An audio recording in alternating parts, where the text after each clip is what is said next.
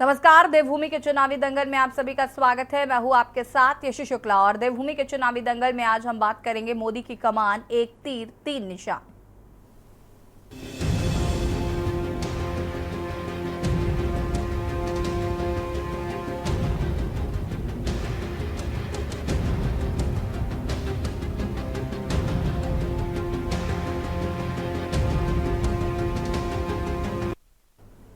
उत्तराखंड में लोकसभा चुनाव की घड़ी जैसे जैसे नजदीक आ रही है, वैसे वैसे प्रचार का शोर भी तेज हो गया है।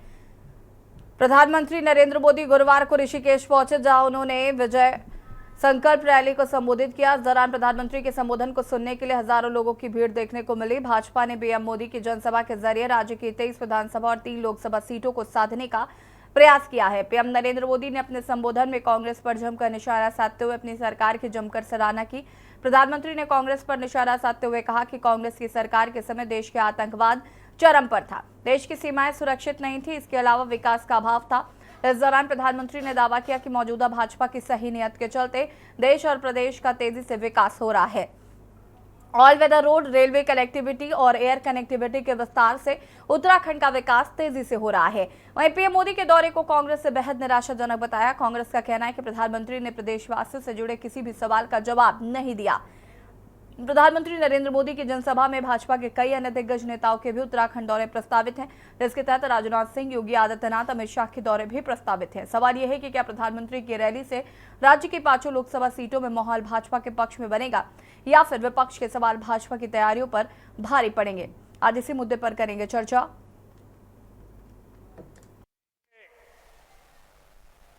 मेरा पल पल आपके नाम है, मेरा पल पल देश के नाम है और मेरी गारंटी है 24/7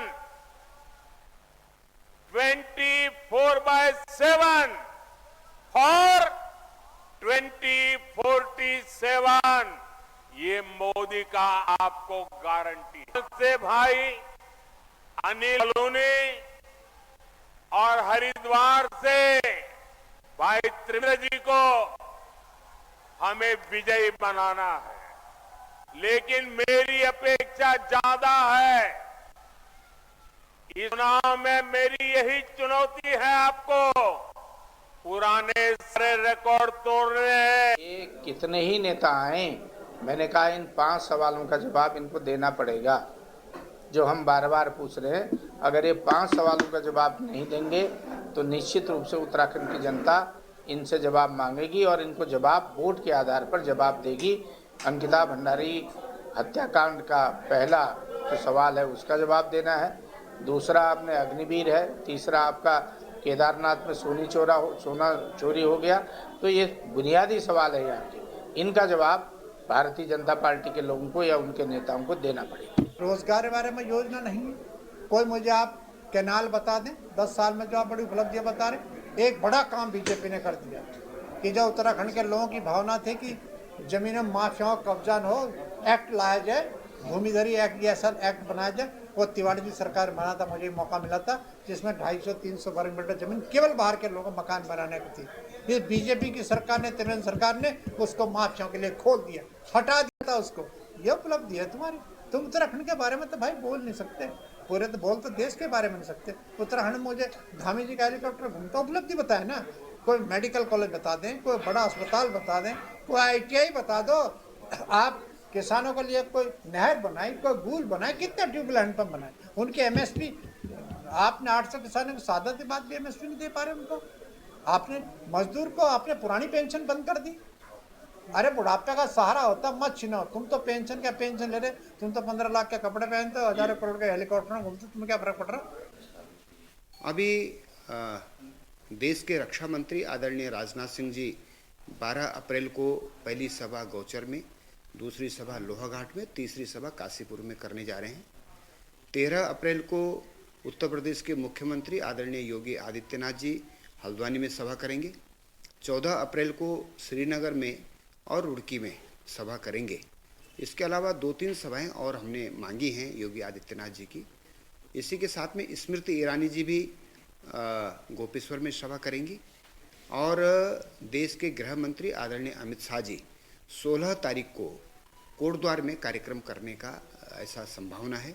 इसी के साथ केंद्रीय मंत्री अनुराग ठाकुर जी 17 तारीख को चक्राता में सभा करेंगे और विकासनगर में रोड शो करेंगे। ऋषिकेश के आईटीपीएल ग्राउंड में प्रधानमंत्री नरेंद्र मोदी ने चुनावी रैली और जनसभा को संबोधित करते हुए उत्तराखंड की जनता से तीनों लोकसभा सीट हरिद्वार, टिहरी और पौड़ी को भारी बहुमत से जिताने के लिए जनता का प्यार मांगा।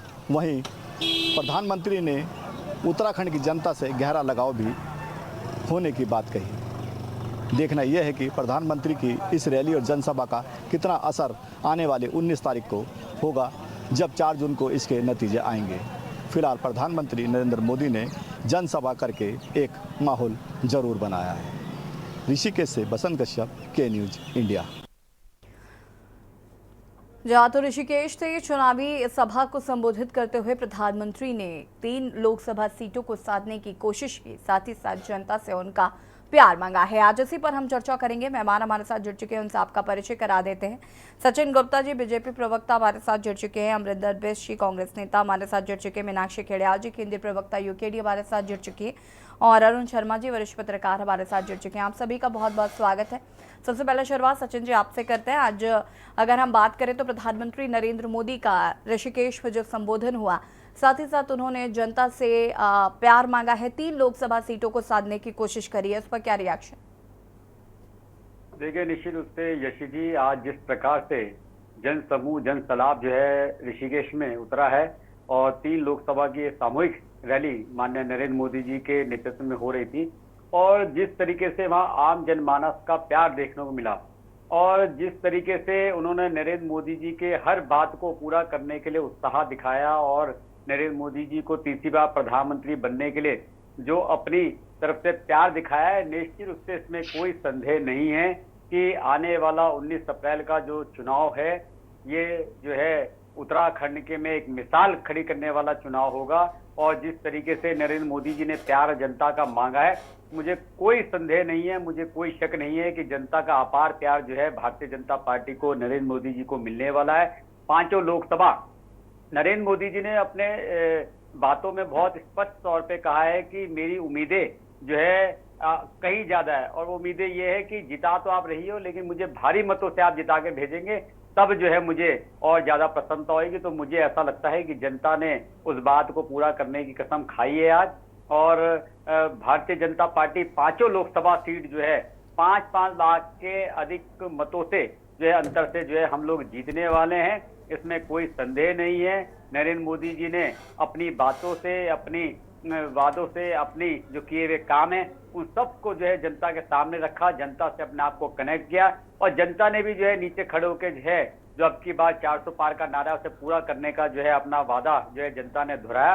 तो निश्चित रूप से जो है अब आज की रैली से ये स्पष्ट हो गया उत्तराखंड के अंदर कि भारतीय जनता पार्टी 5 लोकसभा सीटें जो है भारी बहुमत से जीतने वाली है और नरेंद्र मोदी जी तीसरी बार जो है इस देश के प्रधानमंत्री बनने वाली है। उसमें 5 सीटों का योगदान उत्तराखंड की जनता मोदी जी को देगी। ठीक है, अमरिंदर बिष्ट जी हमारे साथ जुड़े हुए हैं, कांग्रेस प्रवक्ता है। अमरिंदर जी, कैसे देख रहे हैं आज प्रधानमंत्री का दौरा, साथ ही साथ इस तरीके से उन्होंने 3 लोकसभा सीटों को साधने की कोशिश की, विपक्ष पर हमलावर हुए और उन्होंने साथ ही साथ ये भी बताया कि उत्तराखंड में किस तरीके से चहुमुखी विकास हो रहा है।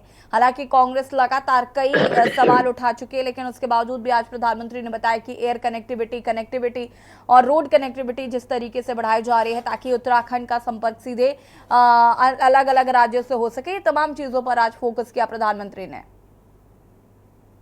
देखिए, ऐसा पहली बार नहीं हो रहा है कि उत्तराखंड अब तक जो है देश दुनिया से कटा हुआ राज्य है। उत्तराखंड की कोई कनेक्टिविटी, चाहे एयर कनेक्टिविटी हो चाहे सड़क की कनेक्टिविटी हो, वो पिछले 10 वर्षों में मोदी जी के आने के बाद ही हम देश की मुख्य धारा से जुड़े हुए, ऐसा तो नहीं है। हम तो पहले से ही देश और दुनिया से जुड़ा हुआ राज्य है। तो ये जुमला फेंकना कि हमने जो है कनेक्टिविटी को जोड़ा है, वो ठीक है कि सड़कों के चौड़ीकरण के कुछ काम हुए हों, लेकिन मूलतः जो सड़क बनी है वो कांग्रेस के जमाने की बनी हुई है। वो चाहे हाईवेज की बात हो, चाहे ग्रामीण इलाकों की बात हो, हर जगह की एयर की कनेक्टिविटी इस प्रदेश में मोदी जी के आने से पहले से है। सड़क की कनेक्टिविटी, टेलीफोन की कनेक्टिविटी, सारी कनेक्टिविटी से पहले से है। आज वो चुनावी जुमले के रूप में ये कह रहे हैं कि हमने कनेक्टिविटी से जोड़ा है, तो ये उनका दावा बिल्कुल बेकार है। अब मैंने उनके भाषण को नहीं सुना, लेकिन मुझे उम्मीद है कि चूंकि वो उत्तराखंड आए थे और उन्होंने गढ़वाल लोकसभा जीतने के लिए भी उन्होंने जो अपील की है, जैसा आप अपनी इंट्रोडक्शन स्पीच में बता रहे थे, तो मुझे लगता है कि उन्होंने हमें हमारी बहन अंकिता भंडारी के बारे में भी जरूर कुछ ना कुछ वहां कहा होगा। अग्निवीर जैसी जो पहाड़ विरोधी योजनाएं, जो पहाड़ के नौजवानों के रोजगार विरोधी, पहाड़ की सैन्य परंपरा की विरोधी जिस योजना के उनको उन्होंने लॉन्च किया, मुझे लगता है कि उस योजना का भी उन्होंने वहां पर कुछ बखान किया होगा। उन्होंने बताया होगा कि क्यों अग्निवीर जैसी योजना पहाड़ की सैन्य परंपरा के लिए जरूरी है। तो ये जो हमारे सवाल है उन पर भी बातचीत की होगी। तो निश्चित तौर पर दूसरी बात, चूंकि मैं आता हूं कि हमको ये समझना होगा कि क्या ये चुनाव यहाँ के सांसद को चुनने का चुनाव है, क्या ये चुनाव प्रधानमंत्री को चुनने का चुनाव है। मुझको लगता है कि प्रधानमंत्री को चुनने का ये चुनाव बाद में है। पहले हमको ये देखना है कि हमारा जो प्रतिनिधि होगा, यहाँ से जो लोकसभा के लिए जो प्रत्याशी जाएंगे, उनका क्या योगदान है। जैसे उन्होंने 3 सीटों को लेकर के बात की, उन्होंने हरिद्वार पर बात की, उन्होंने गढ़वाल पर बात की, उन्होंने टिहरी पर बात की। तो टिहरी को अगर छोड़ दें तो गढ़वाल और हरिद्वार दोनों सीटों पर उन्होंने अपने पुराने प्रत्याशियों को बदला है। बदलने का स्पष्ट कारण है, कहीं ना कहीं वो इस बात से कन्विंस है पूरी तरीके से। वो जानते हैं कि उनके दोनों प्रत्याशियों ने पिछले 5 साल में कोई काम नहीं किया, इसलिए उनको बदलने की आवश्यकता पड़ी। बाकी तीनों ने किया है, इस बात से इत्तेफाक रखते हैं ना कि फिर बाकी तीनों ने किया है जिनको नहीं बदला गया। नहीं, मैं तो फिलहाल तो ये कह रहा हूं कि जिन 3 प्रत्याशियों को लेकर के उन्होंने आज बात की, जिनके लिए आज अपील की, जैसा कि आप ही ने बताया कि 3 लोगों के उन्होंने नाम लिए कि इनको जिता करके भेजना है। तो टिहरी की जो महारानी है उनके बारे में तो सबको पता है। भारतीय जनता पार्टी और नरेंद्र मोदी जी की क्या मजबूरी उनको टिकट देना है, क्यों टिहरी की जनता के साथ वो मजाक करते हैं, क्यों उनको बार बार टिकट दे करके टिहरी की जनता को अपमानित करने का काम कर रहे हैं, ये तो नरेंद्र मोदी जी जाने। लेकिन मैंने ये कहा कि 2 टिकट जो उन्होंने बदले हैं, जिनमें पौड़ी से पूर्व मुख्यमंत्री तीरथ सिंह रावत जी और हरिद्वार से पूर्व मुख्यमंत्री रमेश पोखरियाल निशंक जी का, तो उन्होंने ये स्पष्ट संकेत दिए हैं कि पिछले 5 वर्षों में उम्मीदों के अनुरूप उन्होंने काम नहीं किए हैं। और देखिए, इसमें बिल्कुल स्पष्ट है, आप रिकॉर्ड उठा करके देख लीजिए। इन दोनों का ही नहीं बल्कि 5 सांसदों का आप रिकॉर्ड उठा करके देख लीजिए। क्या आपके मन मस्तिष्क पर कोई ऐसी पिक्चर आती है कि उत्तराखंड के ये लोकसभा के ये सांसद हमारे जो पहाड़ का जो दुख दर्द था उसको उठाते हुए नजर आए हों? क्या आपको कभी नजर आता है कि वापस आएंगे अमरिंदर जी और लोगों के रिएक्शंस ले लेते हैं, फिर आगे विस्तार से चर्चा करेंगे। मीनाक्षी घड़ियाल जी, क्या कुछ कहना चाहती है प्रधानमंत्री के दौरे को लेकर? देखिए, प्रधानमंत्री जी के दौरे तो लगातार उत्तराखंड में हो ही रहे हैं और पिछले 10 वर्ष पूर्व भी प्रधानमंत्री जी आए थे और यहाँ के भोले भाले लोगों को 2 लाइनें अपनी भाषा में बोल के, हमारी भाषा में बोल के उन्होंने कोशिश की थी कि लोग जो हैं उनका दिमाग थोड़ा सा फिर जाए, और वो हुआ भी मुझे लगता है। और आप ये देखें कि आज भी उन्होंने जिस तरह से बड़ी बड़ी बातें की हैं, हालांकि वो पिछले 10 वर्षों से हम उनकी वही बातें सुन रहे हैं। और आप देखेंगे कि आज वो जिस जगह पर थे ऋषिकेश में, वो जगह थी जहां पर उनके ही पार्टी के एक राज्य मंत्री, उनके बेटे ने अंकिता को मार दिया था, उसकी हत्या कर दी थी। लेकिन वहां उस धरती पे खड़े होके उन्होंने आज एक शब्द भी अंकिता के लिए नहीं बोला। और आज ही नहीं, वो जितनी बार वहां पर आते हैं वो उनके लिए, उस अंकिता के लिए एक शब्द नहीं बोलते हैं। और हमने सुना है कि जिस तरह से वो अपनी स्वयं की तारीफ करते रहते हैं, तो हमने सुना कि मोदी जी तो बहुत अच्छे हैं, लेकिन यहीं के जो नेता हैं वो वहां तक अपनी बातें पहुंचा नहीं रहे हैं। यहाँ की जो राज्य की समस्याएं हैं वो वहां तक पहुंचा नहीं रहे हैं। तो हमारे ही कुछ लोगों ने आज प्लान किया था कि उन्हें ज्ञापन, आज प्रधानमंत्री जी से मिलेंगे और उन्हें ज्ञापन देंगे, लेकिन उन्हें घर में ही नजरबंद कर दिया गया। उन्हें आप ये देखिए कि प्रधानमंत्री जी से मिलना कितना मुश्किल है एक आम आदमी के लिए।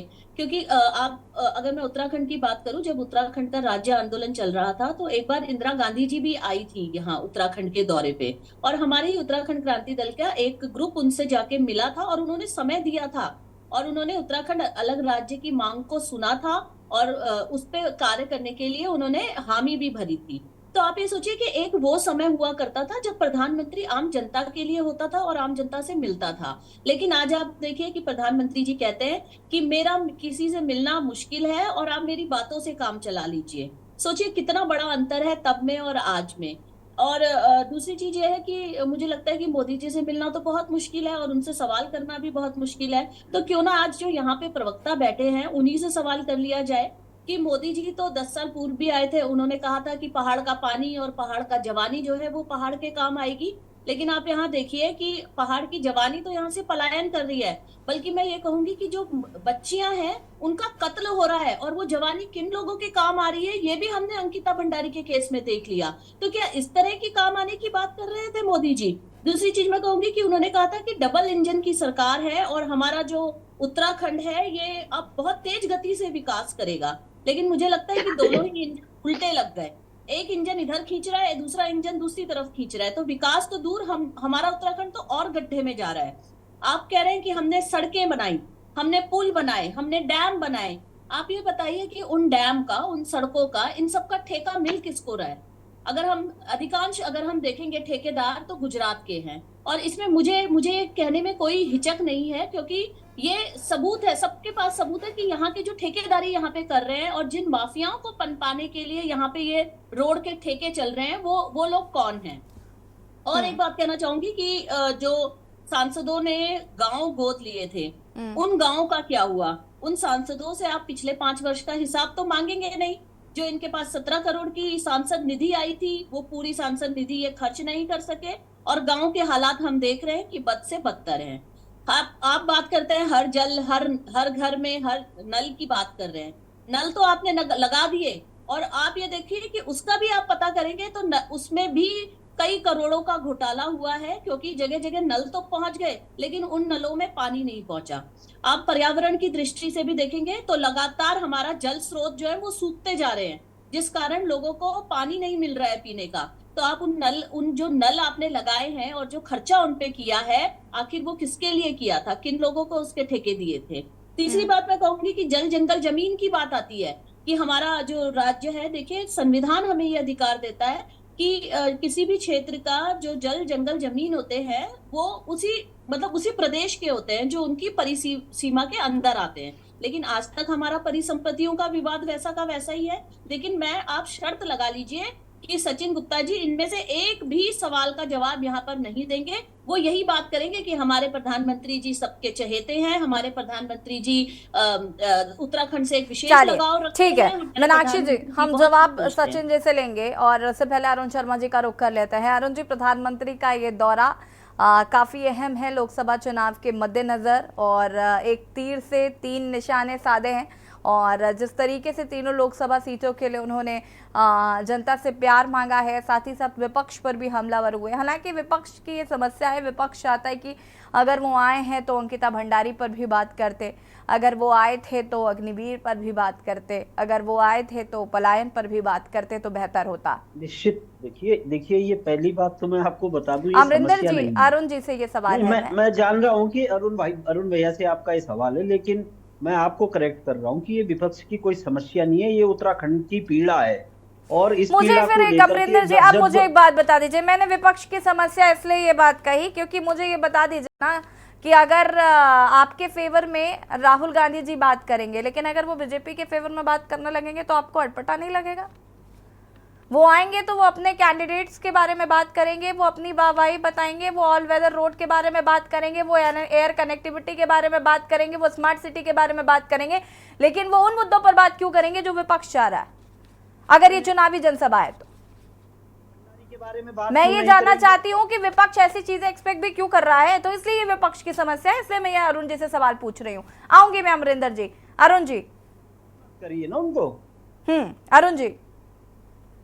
यशी, निश्चित तौर पर चुनाव में सारी पॉलिटिकल पार्टी राजनीति खेलती है और ये उनका हक भी है। बिल्कुल। सत्ताधारी दल को निश्चित तौर पर अपने काम बताने चाहिए और विपक्ष को उन कामों में मीन मेख निकालना चाहिए। ये एक स्वस्थ लोकतंत्र का परिचायक है। अब देखिए, चुनाव जब हो जाते हैं तो निश्चित तौर पर जो बहुमत का दल होता है उसका नेता प्रधानमंत्री बनता है। उसके बाद आप ये नहीं कह सकते कि ये मेरा प्रधानमंत्री नहीं है, वो पूरे 140 करोड़ जनता का प्रधानमंत्री। ये हमारे संविधान की मूल भावना है। बहुमत का नेता प्रधानमंत्री मुख्यमंत्री बनेगा और सबका मुख्यमंत्री होगा, सबका प्रधानमंत्री होगा। और निश्चित तौर पर देखिए, चुनावी जब दौड़ चल रही है, कुछ लोग जीतेंगे, कुछ हारेंगे। और निश्चित तौर पर हर पार्टी का नेता अपने अपने दल की बात करेगा। तो अपने दल की बात करने अगर नरेंद्र मोदी उत्तराखंड में आए तो उसका विरोध नहीं होना चाहिए, जैसा आज कांग्रेस ने किया। निश्चित तौर पर ये चुनाव माहौल है। देखिए, अगर वैसा कोई माहौल होता, अगर वैसे कोई और दिन प्रधानमंत्री आते तो मैं कहता बिल्कुल विरोध होना चाहिए। आप अपने मुद्दों पर बिल्कुल उनका विरोध करिए, कोई दिक्कत नहीं। आज नहीं करने चाहिए था, क्योंकि आज आप चुनावी दौड़ में धारा 144 लगी हुई है, आचार संहिता लगी हुई है, ये तमाम चीजें हैं जिसका हम सबको पालन करना होता है। हमें भी कहीं, अगर जैसे मैं अभी कह रहा हूं, मैं 3-4 दिन पहले सचिन भाई भी थे, वो दूरदर्शन की एक डिबेट थी, बैठे, उनको परमिशन लेनी पड़ी चुनाव आयोग से उस प्रोग्राम को करने की। तो ये एक व्यवस्था है और वो व्यवस्था सबके लिए है, वो कोई अलग नहीं है उससे व्यवस्था से। दूसरी चीज, निश्चित तौर पर हम ये मानते हैं, एक जमाने में हम देखते थे कि जब ऋषिकेश से हम छोटे थे तो ऋषिकेश से गेट सिस्टम से 4 धाम के लिए गाड़ियां चला करती थी। सुबह 6 बजे गेट खुलता था और बहुत दिनों तक, अभी 5-7 साल पहले तक जोशी मठ से बद्रीनाथ भी यही व्यवस्था थी, वहां गेट सिस्टम होता था। लेकिन जब सड़कें चौड़ी हुई, अब उस गेट सिस्टम की वजह से क्या होता था, लोगों को इंतजार करना पड़ता था। जब तक पांडुकेश्वर में दोनों तरफ का ट्रैफिक पास नहीं हो जाता था और वापस अपने अपने गंतव्य में नहीं पहुंच जाता था, तब तो बाकी लोगों को वेट करना पड़ता था। ये हमारे तमाम जो पैनलिस्ट बैठे हैं ये सब जानते हैं। तो अब कम से कम वो व्यवस्थाएं खत्म हो गई। हम कांग्रेस के जमाने में, अब 40 साल तो मुझे पत्रकारिता करते हुए हो गए हैं, हम उस टाइम भी सड़कें देखते थे, आज भी देख रहे हैं। निश्चित तौर पर हर दौर में कुछ ना कुछ सुधार होता है और वो सरकार की जिम्मेदारी होती है। वो एहसान नहीं होता जनता का कि ऊपर की कोई एहसान कर दिया उन्होंने। अगर एयर कनेक्टिविटी बढ़ी है, निश्चित तौर पर पहले यहां से गिनी चुनी फ्लाइट जाती थी, आज लगभग 17 फ्लाइट दिल्ली की अलग अलग जगह जा रही है। ट्रेन कनेक्टिविटी देख लीजिए, सड़क कनेक्टिविटी देख लीजिए, निश्चित तौर पर सब चीजों में सुधार हुआ है और ये एक विकास की सतत प्रक्रिया है। मैं ये नहीं कह रहा हूं कि इसका श्रेय इस सरकार को देना चाहिए या उस सरकार को देना चाहिए। जो भी सरकार रहेगी उसकी ड्यूटी है जनता के प्रति कि वो विकास करे, वो अस्पतालों की दशा सुधारे, वो सड़कों की दशा सुधारे, वो शिक्षा का बेहतर माहौल बनाए, वो medical college, engineering college, IIT, IIM खोले।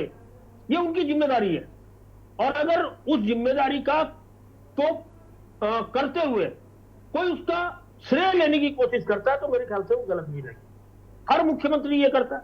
आज अगर हरीश रावत हरिद्वार लोकसभा सीट पर अपने लड़के के लिए वोट मांग रहे हैं तो अपने मुख्यमंत्री काल की उपलब्धियां गिना रहे हैं, तो गिनानी भी चाहिए, वो उनका राइट है। उन्होंने जो काम किए जनता के लिए वो निश्चित तौर पर गिनाने चाहिए। अब अमरेंद्र भाई कह रहे थे कि 2 सीटों पर बीजेपी ने कैंडिडेट बदल दिए। आपने बहुत सही सवाल पूछा था ये कि क्या बाकी 3 लोग पास हो गए, उन्होंने बहुत विकास कर दिया और इन 2 लोगों ने नहीं किया तो इनका टिकट कट गए, नए चेहरे आ गए। निश्चित तौर पर आज अगर उत्तराखंड में किसी सीट पर सबसे तीखी लड़ाई है तो वो गढ़वाल संसदीय सीट पर ही है। अनिल बलूनी मीडिया प्रभारी हैं, निश्चित तौर पर भाजपा के अंदर बड़े नेता हैं और मोदी और शाह के बहुत नजदीक माने जाते हैं। और एक जमाने में यशी में बताऊं, 92-93 में हिमालय दर्पण अखबार होता था, एक उत्तराखंड से निकलता था और दिल्ली भी जाता था। उसमें अनिल बलूनी दिल्ली ब्यूरो में थे और मैं उत्तराखंड ब्यूरो में था, तो हमें वो उसका भी ध्यान है। उसके बाद वो गुजरात चले गए सुंदर सिंह भंडारी के OSD बन के, और निश्चित तौर पर वहां से इन संपर्क का जो जरिया बना है वो आज उनको कहीं ना कहीं लाभ दे रहा है। तो पिछले जब से मोदी प्रधानमंत्री बने हैं, अमित शाह राष्ट्रीय अध्यक्ष से, तभी से वो मीडिया प्रभारी है, उनको लाभ मिला है और उसी वजह से मुझे लगता है उनको टिकट भी मिला है। लेकिन गणेश गोदियाल लगातार जनता के बीच में सक्रिय रहे हैं, जो कांग्रेस को और सीटों पे लाभ नहीं मिल रहा है, लेकिन पर्टिकुलर पौड़ी सीट पर लाभ मिल रहा है इसका, गणेश गोदियाल के संपर्कों का लगातार चलायमान रहने का वो लाभ मिल रहा है। और कहीं ना कहीं उस सीट पर जो फाइट है बहुत टफ होती जा रही है। बाकी सीटें बहुत आराम से, मुझे लगता है मेरी बात का विरोध करेंगे अमरेंद्र या यूकेडी की प्रवक्ता, लेकिन बाकी सीटें बीजेपी की बहुत आराम से निकल रही है। ठीक है, चर्चा को हम आगे बढ़ाएंगे। आप सभी हमारे साथ बने रहिए। सचिन जी आपसे भी जवाब लेंगे और यहाँ रुकेंगे एक छोटे से ब्रेक के लिए। चलो हाजिर होते हैं।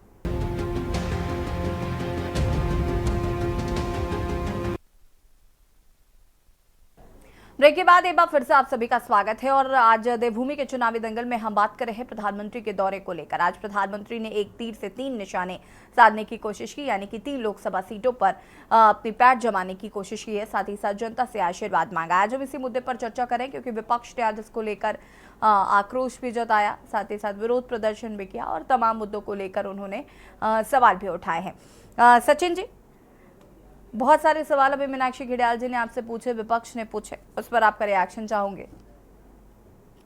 देखिए यशी जी, मैं मीनाक्षी जी की बात से ही शुरू करूंगा कि क्यों ना मैं मोदी का गुणगान करूं, क्यों ना मेरे प्रदेश उत्तराखंड की जनता मोदी जी का गुणगान करे और क्यों ना मेरे देश की जनता जो है प्रधानमंत्री नरेंद्र मोदी का गुणगान करे। देखिए, हमें समझना पड़ेगा उत्तराखंड की राजनीति को, देश की राजनीति को। उत्तराखंड में वर्षों से जो है एक आंदोलन चला कि हमें उत्तराखंड चाहिए, आज चाहिए, अभी चाहिए। कई बार जो है उत्तराखंड चुनाव का बहिष्कार हुआ, लेकिन 1996 के चुनाव में देश का एक लाल आता है अटल बिहारी वाजपेयी, और उसने आके यहाँ के आंदोलनकारियों से वादा किया कि आप मुझे मौका दीजिए, मैं आपको उत्तराखंड बनाने का सपना साकार करूंगा। और प्रदेश की जनता ने उनको जो है सीटें दी, देश की जनता ने उनको सीटें दी, प्रधानमंत्री बनने का मौका मिला। और सन 2000 में इस देश के यशस्वी प्रधानमंत्री अटल बिहारी वाजपेयी ने उत्तराखंड राज्य बनाने का काम किया। उत्तराखंड एक पहाड़ी राज्य था। उत्तराखंड राज्य में विकास हो, उत्तराखंड के युवाओं का पलायन रुके, उत्तराखंड की जो माताएं हैं उनको जो है वहीं पे जो है उनके बच्चे पलायन ना कर सके, उसके लिए जो है वहां पे इंफ्रास्ट्रक्चर खड़ा हो, उसके लिए जो है विशेष उद्योगी पैकेज जो है अटल बिहारी वाजपेयी जी ने देने का काम किया। 2004 में केंद्र में सत्ता परिवर्तन होता है। राज्य में जो है कांग्रेस सरकार थी, केंद्र में कांग्रेस की सरकार थी। उसके बाद 2014 तक ये सरकार जो है 2009 में दोबारा कांग्रेस को मौका मिलता है, लेकिन क्योंकि राज्य में भारतीय जनता पार्टी की सरकार का परिवर्तन हो चुका था 2007 में, तो केंद्र में बैठी हुई कांग्रेस की सरकार, राहुल गांधी, सोनिया गांधी सरकार और राज्य में जो है इनके 5 सांसद जो है इन्होंने क्या काम किया उत्तराखंड के लिए? उत्तराखंड का एक विशेष उद्योगी पैकेज उत्तराखंड राज्य से छीनने का काम किया, केवल इसलिए कि यहाँ पे भारतीय जनता पार्टी की सरकार है। और 2014 तक जो है उत्तराखंड राज्य में मैं पूछना चाहता हूं कि पहली चीज तो वो उद्योग का जो विशेष पैकेज था जिससे उत्तराखंड एक नया राज्य था, अपने पैरों पे खड़ा होने का प्रयास कर रहा था, यहाँ के युवाओं को रोजगार देने का काम कर रहा था, उसका विरोध आपने क्यों किया और वो पैकेज वापसी लेने का काम किया। उसके बाद 2014 में देश की जनता ने, प्रदेश की जनता ने नरेंद्र मोदी जी को अपना आशीर्वाद दिया, नरेंद्र मोदी जी को जो है झोलियां भर भर के जो है उनको सीटें दी। नरेंद्र मोदी जी ने, अगर मैं देश की बात भी छोड़ दूं, खाली उत्तराखंड के परिप्रेक्ष्य में बात करूं, तो उत्तराखंड में 2014 से लेकर 2024 तक जो है लगभग 2 लाख करोड़ रुपए के कार्य गतिमान है। पहले यहाँ पे 2 या 3 हवाई अड्डे हुआ करते थे, आज जो है 25 हवाई अड्डे हैं। यहाँ पर जो है पहले ट्रेन पहाड़ पे चढ़ना एक सपना होता था, आज ट्रेन कर्णप्रयाग तक पहुंच गई है। आज जो है यहाँ पे उत्तराखंड के अंदर जो सड़कें थी, सड़कों का जो जाल इस समय जो ऑल वेदर रोड के रूप में तमाम जगहों पे जो है गांव-गांव तक जो है रोड पहुंचाने का काम कर रहा है, वो भारतीय जनता पार्टी की नरेंद्र मोदी की सरकार ने किया है। चाहे वो रेलवे स्टेशन का जीर्णोद्धार हो, चाहे वो हॉस्पिटल का जीर्णोद्धार। एक मिनट, सचिन जी एक सेकंड, मैं अपनी बात यहाँ पूरी कर रहा हूँ। नहीं समझ मुझे समझने की कोशिश करिए सचिन जी कि देखिए ये ना हम बीजेपी का प्रचार प्रसार नहीं कर रहे हैं, तो ऑल वेदर रोड ये तमाम चीजें हो गई, लेकिन मेरा सवाल आपसे ये है कि संपत्ति का बंटवारा फिर भी नहीं हो पाया ना ठीक तरीके से। जी, अगर विपक्ष केवल जो है अपनी ही बातों की रागनी गाता रहेगा तो मुझे जवाब दिलाना पड़ेगा, देना पड़ेगा और मुझे बताना पड़ेगा मेरा प्रधानमंत्री लोकप्रिय की है, क्यों जनता उनको चुन रही है। अभी मीनाक्षी जी ने बोल दिया कि मेरी आपके जवाब अभी जमीन पे जो हकीकत है आप उसकी बात करिए ना। मेरे तो आपके जवाब होते हैं, आपने मीनाक्षी जी अभी तो आपने, मैं बता रहा हूँ आपको, मैं आपकी बात कर रहा हूँ। स्कूल में क्या बुनियादी सुविधाएं उपलब्ध हैं? मीनाक्षी जी मैं आपकी बात कर रहा हूँ, मैं आपकी बात बिल्कुल मैं आपकी बात कर रहा हूँ, मैं बिल्कुल आपकी बात कर रहा हूँ। अभी आपने बोला,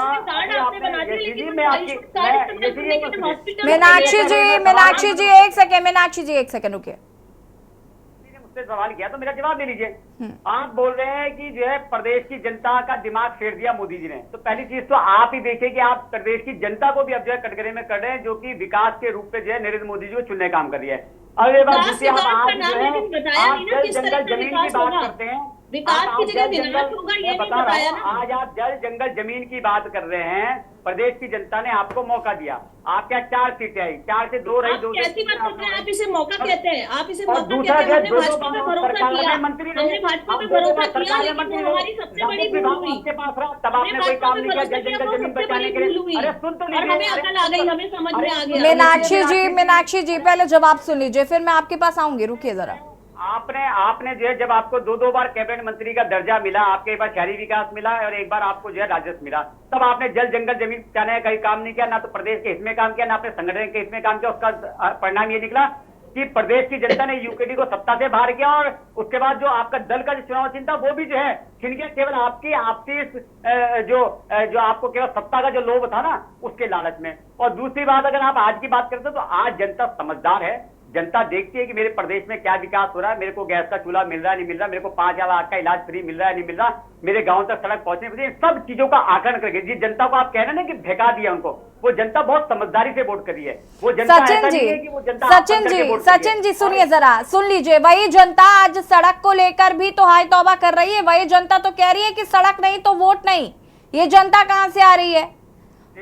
आज भी 2024 में भी उत्तराखंड में कई ऐसी जगह है जहां पर जनता तक रोड नहीं पहुंच रही है, उनको लेकर क्या कहेंगे आप? जब आप कनेक्टिविटी की बात करते हैं तो वो लोग कहां चले जाते हैं जो दूरस्थ इलाके में रह रहे हैं, उनके पास तो सड़क नहीं है। और ये सवाल तो आपको ही जवाब देना पड़ेगा। दे रहा हूं, बिल्कुल आपके उनके मैं जवाब दे रहा हूं। इस देश का प्रधानमंत्री अभिभावक के रूप में हम भी एक परिवार चलाते हैं, आप भी चलाते हो, निश्चित रूप से हम कहीं ना कहीं जो है अपने परिवार के हर व्यक्ति की मांग को पूरा करने में कहीं ना कहीं चूक जाते हो, लेकिन उसके मतलब ये नहीं होती कि मंशा खराब होती है, मंशा खराब है। जो है आने वाले समय में 90% काम किया, 10% रहा है। Meenakshi Kedial ji wait for a minute please. 90% काम किया आने वाले समय में होगा, क्योंकि जहां विकास होगा निश्चित रूप से जो है वहां पर आवश्यकता भी बढ़ेगी। उस आवश्यकता को पूरा करने के लिए सरकार की नीति और नियत दोनों साफ है, और साफ नियत के साथ जो है भारतीय जनता पार्टी हो, चाहे प्रधानमंत्री हो, चाहे मुख्यमंत्री हो, वो साफ नियत के साथ आगे चल रहा है। हमारे यहाँ केवल जो है एक भारतीय जनता पार्टी का संगठन देश में ऐसा संगठन है जो कि जो है संगठन ही सेवा के रूप में काम करता है, और आपने लगातार जो है प्रदेश की जनता ने इस बात को जता भी दिया है कि जो काम भारतीय जनता पार्टी करे, जो विकास का काम हम लोग कर रहे हैं, वो सही दिशा में चल रहा है। और जनता को ये मौका मिलता है हर 5 साल के अंदर, चाहे वो लोकसभा का चुनाव हो चाहे विधानसभा चुनाव। विधानसभा के चुनाव पे भी जनता भारतीय जनता पार्टी के कामों पे मोहर लगा चुकी है, और चौथी बार 2024 में भी जो है ये जनता मोहर लगाने वाली है। तो निश्चित रूप से भारतीय जनता पार्टी का विकास जनता देख रही है, और उस विकास पे मोहर लगाने का काम जनता जनार्दन है, वो निश्चित रूप से मत के से जो है जता रही है। तो आपके कहने से या केवल आपके टीवी पे बैठ के जो है केवल इस बात को खंडन करने से मुझे नहीं लगता है कि कोई फर्क पड़ने वाला है। भारतीय जनता पार्टी के साथ इस प्रदेश की देश की जनता है, और निश्चित रूप से जो है देश की जनता का प्यार नरेंद्र मोदी जी को मिल रहा है। ठीक है, मीनाक्षी केडियाल जी अपनी बात को पूरा करें, उसके बाद अमरिंदर जी मैं आपके पास आती हूँ। देखिए, इनकी यही तो समस्या है कि इनको किसी बात का फर्क ही नहीं पड़ता है, चाहे आप कितना ही चिल्ला लीजिए, इनको कोई फर्क नहीं पड़ता है, इनको कोई फर्क नहीं पड़ता है। आपने ये बात बोल दी है, आपने ये बात बोल दी है। आप बात सुनिए, आप बात सुनिए सचिन गुप्ता जी, आप बताइए क्या आपको 100% वोट मिल रहे हैं? क्या 100% वोट आपको मिल रहे हैं? मीनाक्षी जी 55% वोटिंग होती है, 55% वोटिंग होती है, जिसमें से आप आज जो है मैं वही बात कर रही हूँ, हमारे खाते में देश की जनता का प्यार है, घमंड नहीं है जी। ये जो आप काम की जो बातें गिनवा रहे हैं ना, देश की जनता का प्यार मिल रहा है और बढ़ रहा है, हाथ जोड़ के विनम्रता के साथ स्वीकार है। अब आप मेरी बात सुन लीजिए, अब आप मेरी बात सुन लीजिए। जो आप जितनी भी आपने यहाँ पे राग अलापे हैं, जितनी भी आपने गिनतियां गिनवाई है, राज्य के अंदर इतना कुछ हो रहा है। आप ये बताइए कि हॉस्पिटल्स के नाम पे डॉक्टर्स नहीं, स्कूलों के नाम पे स्कूल बंद हो रहे हैं, प्रसूताएं सड़क पे मर रही हैं, आज भी वहां की महिलाएं जो है वो गैस नहीं जला पा रही हैं, 1100 रुपए का सिलेंडर दे रहे हो आप। और दूसरी चीज, अगर आप ये कहते हो ना कि आप फ्री का राशन बांट रहे हो और फ्री की चीजें दे रहे हो, तो आप ये सोचिए कि इससे ज्यादा कमी आपकी सरकार के अंदर कुछ नहीं है कि आप उन्हें रोजगार प्रदान नहीं कर पा रहे हो और आप उन्हें 5 किलो राशन दे रहे हो। ये तो आपके लिए शर्म की बात है कि आप मीनाक्षी जी, लेकिन मुझे एक बात बताइए, मुफ्त की बिजली मिल सकती है, मुफ्त का पानी मिल सकता है, तो मुफ्त का राशन क्यों नहीं मिल सकता? वही बात कर रही हूँ कि दिल्ली की हम बात नहीं कर रहे हैं। आप ये बताइए कि उत्तराखंड के अंदर करनी तो क्या पूरे 5 देश की किलो पड़ेगी राशन ना। से काम चल जाएगा? क्या 5 किलो राशन से काम चल जाएगा? और यही तो मैं ये बात कर रही हूँ पॉइंट हो कि ये तो सकता है शर्म की आपका कि बात है। 5 किलो राशन यही में तो किसका शर्म, भला हो रहा है? 5 किलो राशन में किसका भला हो रहा है, वही तो हम बात कर रहे हैं कि आप रोजगार नहीं प्रदान कर पा रहे हो, आप पलायन नहीं रोक पा रहे हो वहां पे। 5 किलो राशन देना कोई सोल्यूशन नहीं है कि आप 5 किलो राशन दे देंगे तो आपका सारा का सारा मतलब आपको वोट वहां पे मिलने लग जाएगा। आप ये बताइए, फ्री का इस दुनिया में कुछ नहीं होता है। ये चीज शायद हम सभी पढ़े लिखे लोग जानते हैं कि फ्री का इस दुनिया में कुछ नहीं मिलता है। जो भी ये पैसा इन सरकारों के पास आ रहा है, कहां से आ रहा है, ये भी जनता जानती है कि जनता का ही तो पैसा है जो ये लोग लेके फ्री में बांट रहे हैं। और फिर आप कह रहे हो कि 5 किलो राशन देना इनकी उपलब्धियां है। ये उपलब्धि नहीं है, ये इनकी नाकामी है कि ठीक आपको है फ्री का अमरिंदर राशन जी, देना पड़ रहा है। ठीक है अमरिंदर जी, रुकिएगा सचिन जी। अमरिंदर जी कुछ कहना चाहते हैं इस पर?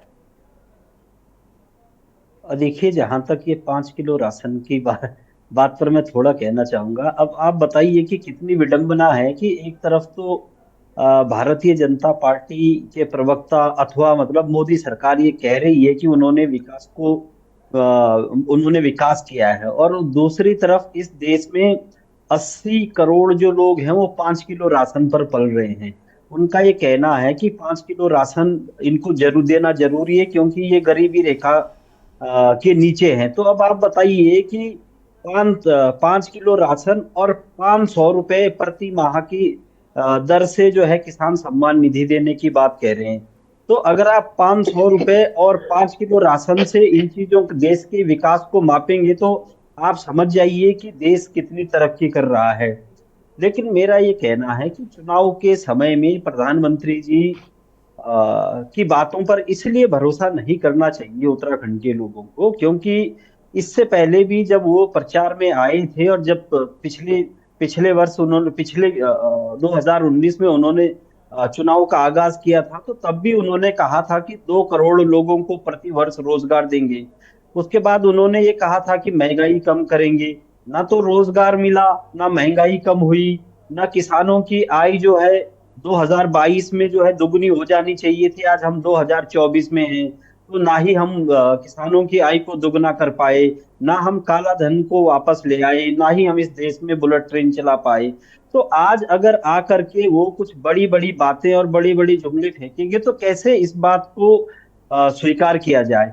तो ये तो चलिए हम ये मानते हैं कि प्रधानमंत्री की बात अलग है, लेकिन जिन लोगों को हमने वोट देना है, यहाँ से चुन करके भेजना है, वो हमारे चाहे वो मतलब 5 सीटों में से जिन लोगों ने जाना है, तो कहीं ना कहीं हमको वो हमारे प्रतिनिधि है, उनको चुन करके भेजना है, तो उन पर भरोसा करना है। जैसा कि इस चर्चा की शुरुआत में मीनाक्षी जी ने भी कहा कि मोदी जी तो बहुत बढ़िया आदमी है, लेकिन हमारे प्रतिनिधियों में ये दिक्कत है कि वो उत्तराखंड की बात को उन तक ठीक तरीके से पहुंचा नहीं पाते। तो इसका मतलब मुझे लगता है कि वो तो वास्तव में हो सकता है बेहतर हो, लेकिन यहाँ की जो अंकिता भंडारी वाला जो विषय हमारा एक दर्द है, हमारी जो एक भावना है, या यहाँ की जो हमने अग्निवीर का सवाल उठाया, या उत्तराखंड की जो तमाम समस्याएं, हो सकता है कि यहाँ जो 5 सांसद रहे बराबर उस बात को उन तक पहुंचा नहीं रहे हो, नहीं तो हो सकता है कि उन तक ये बात पहुंचती तो वो पूरा हो जाता। तो हम तो ये कह रहे हैं कि जो ऐसे काम नहीं करने वाले लोग हैं, मतलब मैं ये कहूं कि जो निकम्मे लोग हैं, उनको यही रोकना पड़ेगा ताकि अच्छे लोग उनकी जगह लोकसभा में जाएं, तो लोकसभा में जा करके यहाँ के सवालों को वो उठा सके। कम से कम और कुछ नहीं, उनको जो गांव में खर्च करने के लिए सांसद निधि मिल रही है, कम से कम वो उसको खर्च कर पाए। कम से कम अजय टम्टा जी, निशंक जी और जो ये 5 सांसद है, महारानी जी, इनकी गोद में जो 5 गांव जो झूल रहे हैं, वो गांव कम से कम चलने तो लग जाएं, या उन्हीं के गोद में झूलते रहें। तो कम से कम सवालों को लेकर के, जैसा बड़े भाई अरुण शर्मा जी ने कहा कि गणेश गोदियाल जी जैसे लोग वहां पर हों, ताकि उत्तराखंड के सवाल लोकसभा में पहुंच सके, उनको आवाज मिल सके। तो हम ये कहना चाह रहे हैं कि जो यहाँ पर मोदी जी के प्रतिनिधि के रूप में लड़ रहे हैं, उनको यहाँ रोकना बहुत जरूरी है, क्योंकि वो गूंगे बहरे हैं, और जो आवाज देने वाले जोशीले लोग हैं उनको लोकसभा में भेजना चाहिए। मैं तो ये कहना चाहता हूँ, और उससे मोदी जी को भी मदद मिलेगी कि ये यहाँ की समस्याएं उन तक पहुंचते रहेंगी। विपक्ष की आवाज तो वैसे भी बुलंद है, लेकिन विपक्ष अपनी आवाज को बुलंद करे और ठीक तरीके से मुद्दे पहुंचाए तो मुझे लगता है तब भी काम बन सकता है। खैर, आपने कह दिया कि खुद विपक्ष की आवाज बुलंद है। ठीक है, बीजेपी प्रवक्ता सचिन जी का रुख कर लेते हैं। सचिन जी, जरा ये बताइए कि अगर हम उत्तराखंड के परिप्रेक्ष्य की बात करें तो 5 लोकसभा सीटें अभी भी आपके पहले से ही आपके खाते में है, ठीक है, और अब फिर से चुनाव होने जा रहे हैं। 2 सीटों पर कैंडिडेट चेंज हुए हैं, 3 में रिपीट किया गया है। लेकिन पौड़ी की अगर हम बात करें तो जैसा कि अभी अरुण जी ने कहा कि गणेश गोदियाल जी का हिसाब किताब काफी ठीक है वहां पर, और जिस तरीके से वो वहां पर जनता का प्यार और आशीर्वाद उनको मिल रहा है, तो ये कहीं ना कहीं बीजेपी के लिए एक चिंता का विषय है। तो देखिए, कांग्रेस को तो फायदा होगा ही, अगर वो 1 सीट भी लाती है तो कांग्रेस का ये फायदा ही है। नुकसान बीजेपी का है, और बीजेपी के लिए ये कड़ी परीक्षा इसलिए है क्योंकि 5 लोकसभा सीटें आपके पास हैं। तो अगर आप एक भी गंवाते हैं तो साइंटिफिकली देखा जाए या कैलकुलेट किया जाए गणित, तो कहीं ना कहीं जनता का विश्वास कम होगा। इसको लेकर कैसे देख रहे हैं?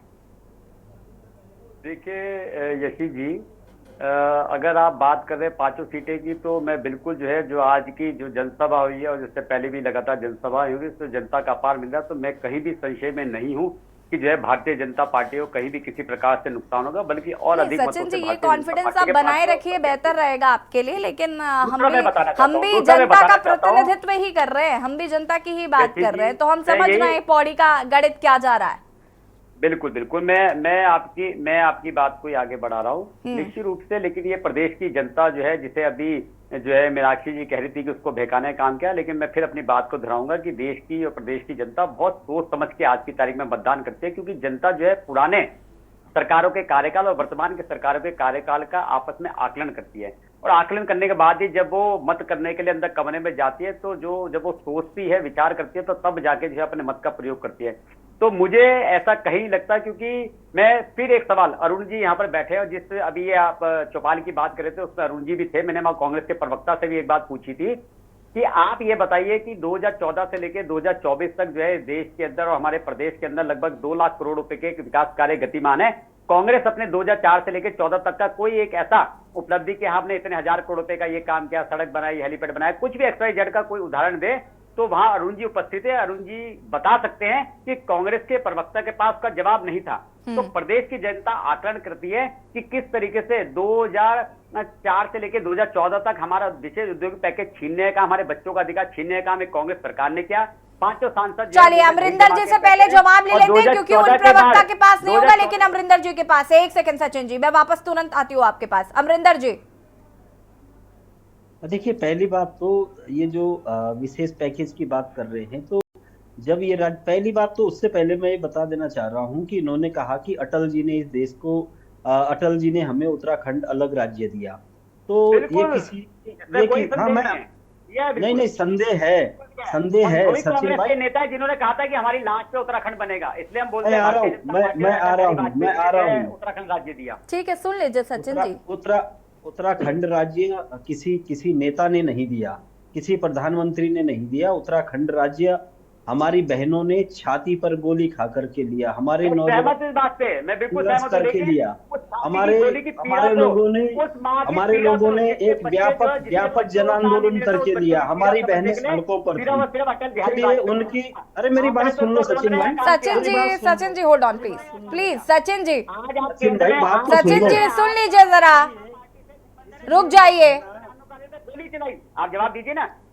इसलिए हमारी मातृभूमियों पे गोलियां चलाई और आप कह रहे हो कि Uttarakhand. Sachin ji maintain the decorum please. नहीं बिल्कुल जवाब देना पड़ेगा आपको। इसलिए ये कहना, सचिन जी हम आएंगे आपके पास, जवाब आप बिल्कुल दीजिएगा, लेकिन थोड़ा पेशेंस रख के दीजिए, पेशेंस रख लीजिए। किसी नेता ने दिए, अरे सचिन भाई पेशेंस रखिए।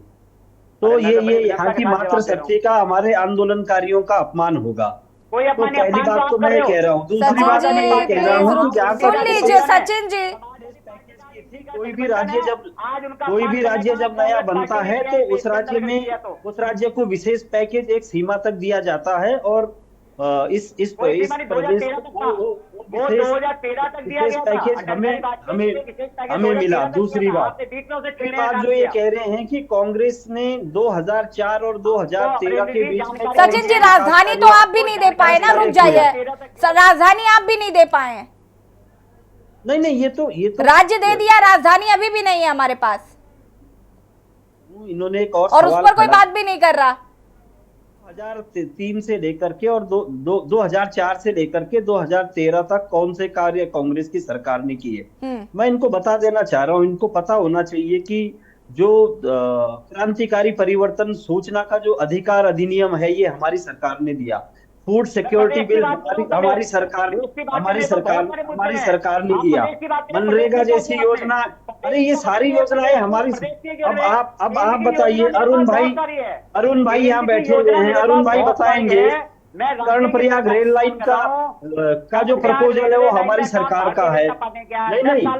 नहीं, ये हमारी सरकार, ये इसकी पूरी डीपीआर हमारी सरकार के समय शुरू देखिए हुई। अमरिंदर जी ये बात लेकिन समझनी होगी कि हमारा प्रपोजल है, हम उसको लेकर आए थे, लेकिन इम्प्लीमेंट भी तो कोई कर रहा है ना, तो हमें ये भी तो ध्यान रखना होगा कि उस पर इम्प्लीमेंट कौन कर रहा है। सरकार बदल गई, दैट्स ऑल्सो वेरी इंपॉर्टेंट। हाँ, वो अलग चीज है कि लेकिन सरकार कैसे बदली? बीजेपी वालों ने तो आकर बदल नहीं दी, जनता को आप पर विश्वास नहीं हुआ, जनता ने बदली। नहीं, जनता ने सरकार बदली निश्चित तौर पर। हम साल में हो रहे हैं। सचिन जी रुक जाइए। जब सरकार बदली तो जो प्रपोजल था उसी पर तो काम चल रहा है ना मैडम भाई, उसी को इन्होंने आगे बढ़ाया है। फिर आपको प्रॉब्लम क्या है? आपको तो खुश होना चाहिए ना कि ठीक है आपका काम हमें कोई था, प्रॉब्लम आगे तरक्की हो रहा है। हम तो सिर्फ ये बता रहे हैं, या फिर क्रेडिट की लड़ाई है कि हमको क्रेडिट नहीं मिल पा रहा है, बीजेपी क्रेडिट लिए जा रही है, ये समस्या हो रही है। नहीं, ये कोई समस्या नहीं है। मैं तो सिर्फ ये बता रहा हूँ कि 10 सालों में कौन कौन से काम हुए और 10 सालों में कैसे इस राज्य को आकार देने का काम कांग्रेस की सरकार ने किया। अभी जिस तरीके से यात्रा रूट को लेकर के अरुण भाई बता रहे थे, तो ऐसा नहीं कि यात्रा रूट को लेकर के जो बात थी वो इस प्रदेश में बहुत सारे ऐसे थे। चक्राता कालसी का भी एक ऐसा ही प्रकरण था जिस पर एक तरफ जो है ट्रैफिक चलता था और रुक करके चलता था। उससे पहले कांग्रेस ने उस पर भी काम किया और उस व्यवस्था को खत्म कर जो सिंगल लेन का था उसको खत्म करके उसको सुचारू किया। तो ऐसा आप नहीं कह सकते कि कांग्रेस के राज में काम नहीं हुए थे। कांग्रेस के राज में सारे जो काम हुए थे उन्हीं को तो भारतीय जनता पार्टी आगे बढ़ा रही है, जो प्रपोजल बने हुए थे। ठीक है, और हमको अमरिंदर आपत्ति नहीं है उस पर। अमरिंदर जी रुकिएगा, हमको अरुण शर्मा जी इस पर आपका रिएक्शन, एक सेकंड रुकिएगा सचिन जी। अरुण जी, जिस तरीके से क्रेडिट की होड़ है कि हमारी सरकार में काम हो रहा था, अब वो बीजेपी कर रही है, या फिर ऐसा नहीं कि कांग्रेस, और हम इस बात से डिनाई नहीं करते हैं क्योंकि मुझे याद है इससे पहले भी आप कई बार कह चुके हैं कि हम इस बात से डिनाई नहीं कर सकते कि कांग्रेस के कार्यकाल में काम नहीं हुआ। देखिए मैंने तो भी आपके सामने सचिन जी एक सेकंड रुके। अरुण जी, मैंने यशी अभी भी बोला था थोड़ी देर पहले कि सारी सरकारों की जिम्मेदारी विकास करने की होती है। बिल्कुल, वो उनकी अपनी प्रायोरिटी होती है, वो किस चीज में पहले करना चाहते हैं, किस चीज में बाद में करना चाहते हैं। निश्चित तौर पर ये जो कर्णप्रयाग रेल परियोजना है ये कांग्रेस के टाइम पे बनी थी और सतपाल महाराज इस टाइम कांग्रेस में रेल राज्य मंत्री होते थे, इन्होंने उसका शिलान्यास भी किया था। लेकिन उसके बाद से ये एक कदम भी आगे नहीं बढ़ पाया था मामला। लेकिन जब नरेंद्र मोदी मुख्यमंत्री प्रधानमंत्री बने उसके बाद उन्होंने 13,000 करोड़ रुपए स्वीकृत करके इस काम को शुरू करवाया और जो उसका पहला रेलवे स्टेशन, जो मॉडल रेलवे स्टेशन है, वो ऋषिकेश में बनाया, योग नगरी ऋषिकेश के नाम से। और उसमें आज भी तमाम लंबी दूरी की नई ट्रेनें जो पहले हरिद्वार तक आती थी, कई ट्रेनें देहरादून तक आती थी, वो ऋषिकेश तक आ रही है। क्योंकि कोई भी आदमी पूरी दुनिया में यात्रा का जो पहला पड़ाव मानता है वो ऋषिकेश मानता है। और ऋषिकेश से कर्णप्रयाग जो अगले साल तक पूरी होनी है ये रेल परियोजना, निश्चित तौर पर ये जब परियोजना पूरी होगी उससे ना पर्यटकों को लाभ होगा, उसके अलावा जो हमारे बॉर्डर है चीन और नेपाल से लगे हुए उनमें भी सामरिक सामान ले जाने में बहुत लाभकारी ये रेल परियोजना होने जा रही है। तो ये एक बड़ी उपलब्धि, पूरे देश की बड़ी उपलब्धि है। इसको हम ये खांचे में नहीं बांट सकते कि ये कांग्रेस की उपलब्धि है या बीजेपी की उपलब्धि है, ये पूरे देश की उपलब्धि है कि इतनी बड़ी रेल परियोजना जो 125 किलोमीटर की रेल परियोजना है, जिसमें से 117 किलोमीटर टनल्स के अंदर से रेल गुजरनी है। अब आप लगाइए कितना बड़ा काम हो रहा है और जिसमें से लगभग 80% काम पूरा हो चुका है ये से और ये अगले साल तक पूरी परियोजना पूरी हो जाएगी मुझे लगता है। और अगले साल तक कभी भी हमें सुनने को मिलेगा कि ऋषिकेश से श्रीनगर शुरू हो गई, फिर एक फेज आगे रुद्रप्रयाग तक चली गई, फिर कर्णप्रयाग तक चली, और ये बहुत जल्दी होने वाला है। ठीक है मीनाक्षी जी। देखिए, मैं एक बात कहना चाहूंगी कि जो अभी बहस चल रही थी कि ये हमारी परियोजनाएं थी, इन्होंने आगे बढ़ाई, तो देखिए इसमें कोई बुराई नहीं है क्रेडिट लेने में। मैं अगर बीजेपी ने कोई काम किया है तो ठीक है, वो काम गिनवाने चाहिए, लेकिन उन कामों के एवज में क्या विनाश हो रहा है उस पे भी राज्य सरकार का ही काम है कि उस पे भी कार्य किया जाए। अगर ये बात करते हैं कि पर्यटन हमने बढ़ाया, तो इनको ये भी देखना होगा कि पर्यटन बढ़ाने के साथ साथ जो वहां पे महिलाएं या बच्चियां हैं उनकी सुरक्षा के लिए आप क्या कर रहे हैं। आप ही की वो सरकार है जिसने यहाँ से भू कानून हटा दिया। भू कानून हटाने की कोई आवश्यकता नहीं थी, बल्कि राज्य में और भी सख्त भू कानून की जरूरत थी ताकि यहाँ के लोगों के अधिकार संरक्षित रह सके। तो ये भी इस सरकार की जिम्मेदारी है कि इस राज्य के जो लोग हैं इनके अधिकारों को संरक्षित किया जाए, और जो इनकी मांग है उनका ख्याल रखना भी इसी सरकार की नैतिक जिम्मेदारी है।